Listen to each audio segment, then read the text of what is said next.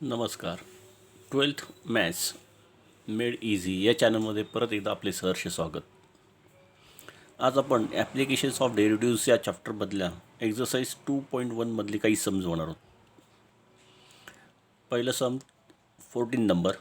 A man of 1.5 meters height walks towards a lamp post of height 4.5 meter at the rate of 3/4 meters per second. Find the rate of which. First part, his shadow is shortening. Second part, the tip of the shadow is moving. Okay, आता आपण पहिल्यांदा एक diagram rough sketch काढूया. Suppose O C is the ground, O P is the pole, lamp pole 4.5 meter, A B is a person of 1.5 meter, and the C is the tip of the shadow. Actually, AC is the shadow, where C is the tip of the shadow. OA is the distance between pole and a person. Okay. आता या एक्झाम्पलमध्ये काय काय दिलेलं आहे ते पहिल्यांदा बघू. त्यांनी काय म्हटलं आहे, एक 1.5 meter हाईट असलेला पर्सन 4.5 meter हाईट असलेल्या लॅम्प पोस्टच्या दिशेने चालतो आहे, म्हणजे एकडनं ओकडे चाललो आहे.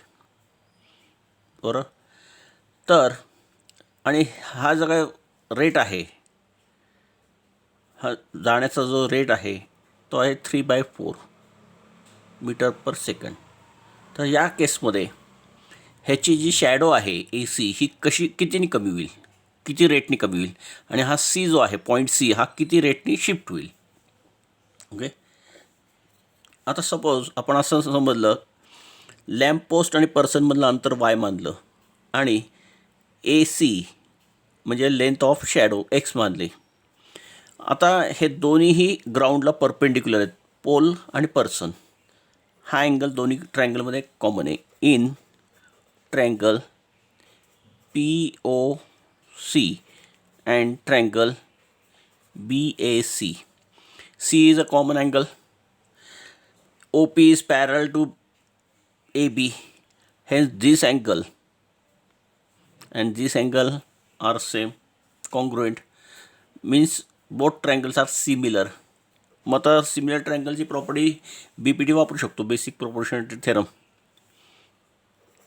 x upon 1.5 is equal to x upon 1.5 is equal to x plus Y, म्हणजे या total original P O C या ट्रायंगलचा बेस अपॉन 4.5.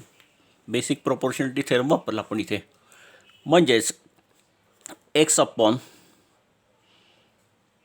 15ने डिवाइड केलं तर 1 आणि x plus y upon 3. Cross multiplication केलं, 3x is equal to x plus y, therefore 2x is equal to y. This is the relation between x and y, where x is the length of shadow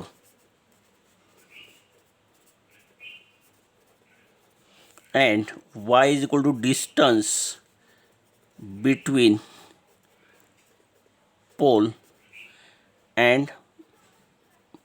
man.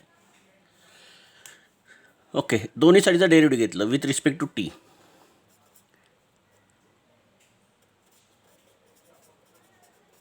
Differentiate with respect to T. आता हे T का घेतलं ते महत्त्वाचं आहे, कारण आपल्याला rate of change काढायचा आहे. कारणचा the person is approaching towards pole. त्यांनी काय म्हटलं आहे, rate of 3/4 meters per second approach होतो, पोलकडे जातो आहे, पोलच्या विरुद्ध दिशेने पोलकडे जातो. जसं पोलकडे जाईल तशी जी शॅडो आहे ती लहान होत जाईल. ओके, हे जर उलटं आलं असतं शॅडो मोठी होत गेली असती. म्हणजेच 2 dx/dt is equal to dy/dt. What is dy/dt? dy/dt is rate of change of distance between person and a lamp post. आणि dy/dtची किंमत किती दिली आहे इथे, here dy/dt is equal to 3/4. therefore dx/dt is equal to 3/4 into half that is 3/8. आता dx/dt म्हणजे काय? Rate of change of shadow. Okay, therefore shadow is shortening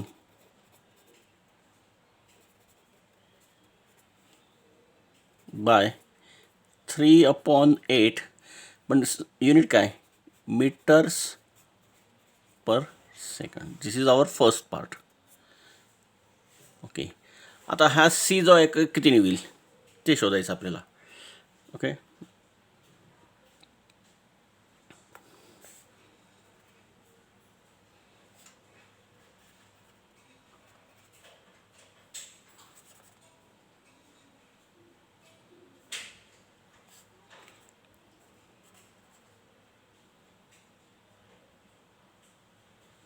the tip of shadow is moving dx by dt plus dy by dt. dx by dt 3/8 plus dy by dt 3/4. म्हणजे हा झाला LCM 8 झाला. 3 plus 6 that is 9/8 meters per second. This is the answer. Okay, simple question आहे, फक्त डेरिव्हेटिव्हवरतीच base आहे. अजून एखादं सब बघू. पुढचं सम बघा. If water is poured into a inverted hollow cone whose semi-vertical angle is 30 degree so that its depth increases at the rate of 1 centimeter per second.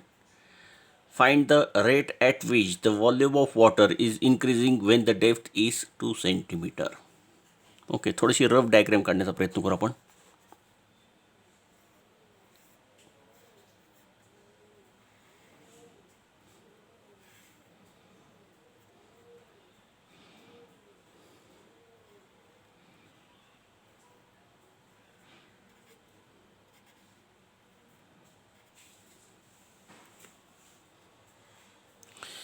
आता काय म्हटलं त्याने, एक कोन आहे, इन्व्हर्टेड कोन आहे, रिकामा कोन आहे, त्यामध्ये आपण पाणी भरतो आहे. आता या इन्व्हर्टेड कोनच्याबद्दल काय म्हटलं त्यांनी, the semi vertical angle, semi म्हणजे अर्धा, vertical angle is 30 degree so that. Okay, आणि ह्याचा हाईट, पाण्याची हाईट चेंज होण्याचा रेट आहे 1 centimetre per second. Let R is equal to radius, h is equal to height of a cone, v is equal to 1/3 pi r square h. This is the formula. आणि काय दिलेलं काय आहे, dh/dt is equal to 1 centimeter per second. Rate of change of height हे देऊन ठेवलेलं आहे. आपल्याला विचारलं आहे find the rate at which the volume of water is increasing. dv/dt आपल्याला शोधायचं आहे. ओके, व्हॉल्यूम दिला आहे एचच्या भाषेत, आर आणि एचच्या भाषेत. तर आपल्याला आर आणि एच दोन व्हेरिएबल नको, आपल्याला एकाच व्हेरिएबलमध्ये घ्यायचं आहे. आणि आपल्याला dh/dt दिला आहे, म्हणजे आपल्याला थोडक्यात व्हॉल्यूम जो आहे तो एचच्या भाषेत घ्यायचा आहे. ओके, मग आता इथे आपल्याला ह्या 30 डिग्रीचा वापर काय करता येईल ते समजून घ्या. tan 30 is equal to r upon h.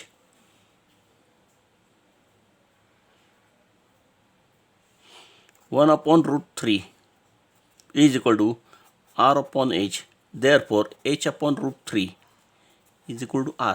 म्हणजे आपण इथे r जो आहे फॉर्म्युल्यामधला व्हीच्या तो आपण एचच्या भाषेत लिहू शकतो. मग आता व्ही काय होईल, therefore v is equal to 1/3 pi r square म्हणजे h²/3, पण स्क्वेअर केलं आहे ना सगळ्याचा.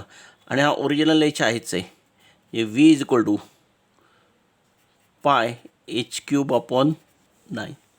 Therefore dv/dt is equal to dv/dh into dH/dt. आता हे dV/dH काय घेतलं तर आपल्याला ॲडजस्टमेंटसाठी dH/dt केलं. dH/dtची व्हॅल्यू त्यांनी दिलेलीच आहे. Therefore dV/dt is equal to derivative of volume with respect to H. हा 3 पुढे येईल. 3πh² upon 9 into dH/dt 1. That is dV/dt is equal to πh² upon 3. Therefore at H is equal to किती म्हटलं त्यांनी 2 centimetre. dV/dt rate of change of volume is π9 upon 3. That is 3 pi.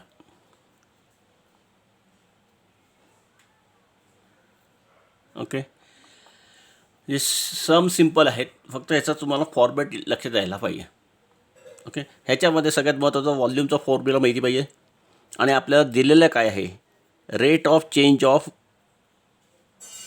व्हॉल्यूमने rate of change of height दिलेलं आहे. dH/dt दिले आहे. म्हणजे आपल्याला व्हॉल्यूमचं जे काही डेरिव्हेटिव्ह घ्यायचं आहे विथ रिस्पेक्ट टू टी, हे आपल्याला असं ॲडजस्ट करायचं की ज्याच्यामध्ये dH/dt पण इन्क्लूड होईल. तर ही एक स्टेप महत्त्वाची आहे. ही स्टेप, हा फॉर्म्युला आणि हा टॅनचा formula. Tan is opposite upon adjacent.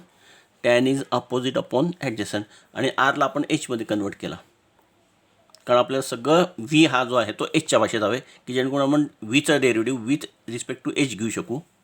आणि त्याला ॲडजस्टमेंट लगेच एचचं derivative with respect to T जे ऑलरेडी दिलेलं आहे. ओके,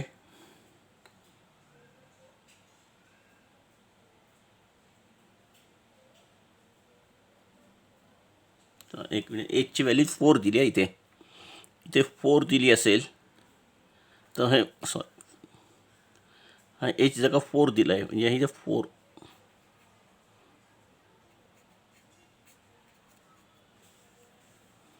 एचची व्हॅल्यू 2 घेते म्हणजे हा 4 होईल. 4π/3 4π/3 असं त्याचं शेवटचा आन्सर येईल. ओके, अजून एखादं संपवू आपण. पुढचा क्वेश्चन बघा. A ladder of 10 meters long is leaning against a vertical wall. एक शिडी जी आहे ती भिंतीला तिरकी टेकून ठेवली आहे. If the bottom of the ladder is pulled horizontally away from the wall at the rate of 1.2 meters. म्हणजे शिडीचं जमिनीकडे असलेलं टोक जे आहे ते भिंतीपासून लांब ओढलं 1.2 meter/second या रेटनी. Then find how fast the top of the ladder is sliding. तर सिच्युएशन अशी आहे, सपोज ही वॉल आहे,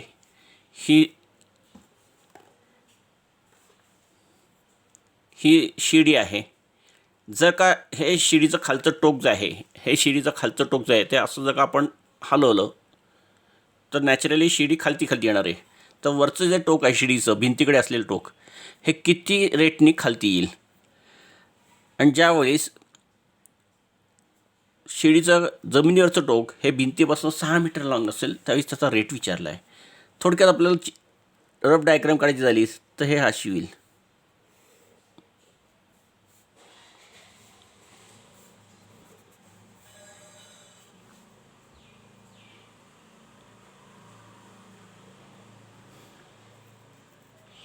हे वाय मानलं, हे एक्स मानलं आणि ही 10. Let A B length of ladder 10 meter. O B distance between wall and lower end of a ladder. OA is equal to height of wall where ladder 28. Okay. Since triangle AOB is right angle triangle, therefore x square plus y square is equal to 100. Therefore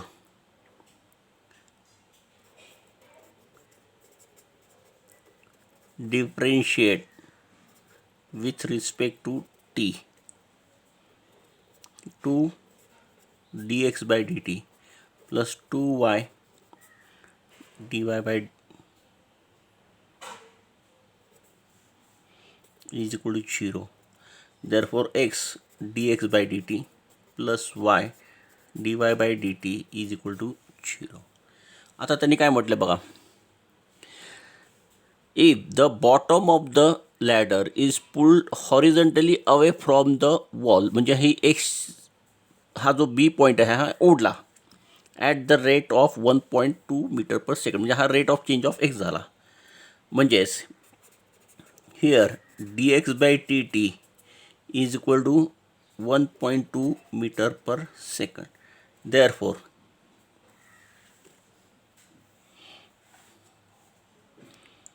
x into 1.2 plus y into dy by dt is equal to 0.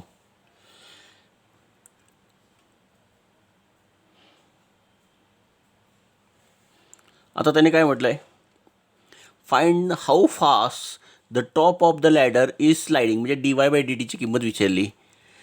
The wall when the bottom is 6 metre away from the wall, when x is equal to 6 Y is equal to काय होईल ते आपल्याला शोधायचं आहे. आता इथे शोधू आपण लगेच. आपल्याकडे इक्वेशन आहे x square plus y square is equal to 100. एक्सची व्हॅल्यू 6 आहे, तर 36 plus y square is equal to 100. Y square is equal to 64, y is equal to 8. आता ही वायची व्हॅल्यू इथे इक्वेशन 1मध्ये घातली तर काय होईल इथे, आणि एक्सची किंमत 6, 1.2 इंटू 6 प्लस वाय म्हणजे 8 into D Y by D Y by D T is equal to 0. 1272 7.2 plus 8 D Y by D T is equal to 0. हा तिकडे गेला, 7.8 मायनस झाला. 8 D Y by D T is equal to minus 7.2 D Y by D T is equal to minus किती होईल 0.9. म्हणजे जर का शिडीचा खालचं टोक बीकडचं टोक हे 1.2 मीटर पर सेकंडने ओढलं, भिंतीपासून लांब नेलं, तर भिंतीवरती असलेलं शिडीचं ए हे टोक आहे हे 0.9 मीटर पर सेकंडनी खालती येईल. हे निगेटिव्ह साईन इंडिकेट करायचं आहे decreasing of the height. Okay, downward direction movement. त्यामुळे हा जो पार्ट आहे हा डायग्राम काढल्याशिवाय तुम्हाला झटकन समजणार नाही नक्की काय आहे. इथे पायथागोरस पण आहे, डेरिव्हेटिव्ह पण आहे, तर दोन्ही गोष्टींचा इथे तुम्हाला विचार करावा लागेल. तर ह्या पूर्ण ॲप्लिकेशन्स ऑफ डेरिव्हेटिव्हजमधला हा जो काय पहिला पार्ट होता रेट चेंज, की जो फिजिक्समध्ये वापरला जातो, हा फार महत्त्वाचा पार्ट आहे. बोर्डामध्ये एखाद्या वेळे 3 किंवा 4 मार्काला या टॉपिकवरचा एखादा वर्ड प्रॉब्लेम येण्याची शक्यता आहे. कन्सेप्ट क्लिअर झाली असेल तर फक्त ह्याच्यात जॉमेट्रिकल डायग्रॅम जी आहे त्याचा रोल फार महत्त्वाचा आहे. ती डायग्रॅम जर का लक्षात आली असेलच तरच तुम्ही तो सॉल्व करू शकता क्वेश्चन. तर या क्वेश्चनची जरा प्रॅक्टिस करा. वर्ड प्रॉब्लेम आहेत म्हटल्यानंतर डायग्रॅमच्या नंतर काय काय दिलेलं आहे, तुम्ही काय काय व्हेरिएबल्स यूज करणार आहेत, लेबलिंग हे व्यवस्थित करायचं आहे. व्यवस्थित स्टेप बाय स्टेप डेरिव्हेटिव्हज घ्यायचे आहेत, व्हॅल्यूज सबस्टिट्यूट करत जायचं आहे आणि सगळ्यात शेवटी फायनल आन्सर शोधून काढायचं आहे. तर अशा प्रकारे आपण रेट चेंजची डेरिव्हेटिव्हच्या संदर्भातली ॲप्लिकेशन्स ऑफ डेरिव्हेटिव्हची काही सम बघितली. पुढच्या लेक्चरला आपण याच चॅप्टरमधला पुढचा जो टॉपिक आहे इन्क्रीजिंग डिक्रीजिंग फंक्शन याबद्दल बघणार आहोत. हाही टॉपिक इंटरेस्टिंग आहे. आणि त्या पुढचा जो आहे तो Maxima minima of a function. आता ह्या दोनपैकी एका टॉपिकवरती दरवर्षी क्वेश्चन्स आलटून पालटून विचारले जातात बोर्डाला. त्या दृष्टीने आपण पुढच्या लेक्चर्समध्ये बघू. तर आजच्या लेक्चरमध्ये एवढंच सफिशियंट आहे. जास्तीत जास्त प्रॅक्टिस करा. Okay, thank you.